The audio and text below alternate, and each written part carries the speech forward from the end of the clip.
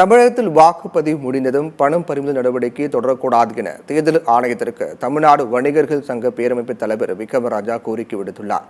சென்னை அசோக் நகரில் செய்தியாளர்களிடம் பேசிய அவர், தேர்தல் நடத்தை விதிகள் ஜூன் 4ஆம் தேதி வரை அமலில் இருக்கும் என்று கூறுவதை ஏற்க முடியாது என தெரிவித்தார். ஜூன் 4 வரை 50,000க்கு மேல் பணம் எடுத்துச் செல்லக்கூடாது, தடை இருக்கும், கிடுக்குப்பிடி இருக்கும் என்பதை ஊடகத்திலே பார்த்திருக்கிறோம். மரியாதைக்குரிய தேர்தல் ஆணையர் அவர்களுக்கும் இது டெல்லியில் இருக்கின்ற இந்த துறையினுடைய அதிகாரிகளுக்கும் தமிழ்நாடு வணிக சங்க பேரமைப்பு ஏப்ரல் 19 தமிழகத்திலே தேர்தல் நிறைவு பெறுகிறது. அதன் பிறகு அதை முழுமையாக அகற்றிட வேண்டும். வணிகம் என்பது இன்று முடக்கப்பட்டு கொண்டிருக்கிறது. அந்த நிலை நீடித்தால் ஏறக்குறைய வணிகத்துறையே இழக்கக்கூடிய நிலை ஏற்பட்டுவிடும்.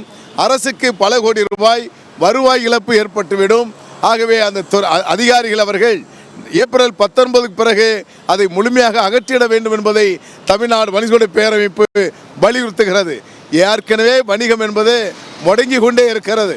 முழுமையாக முடங்கிவிடக்கூடாது என்பதை தமிழ்நாடு வணிக சங்க பேரமைப்பு வலியுறுத்துகிறது.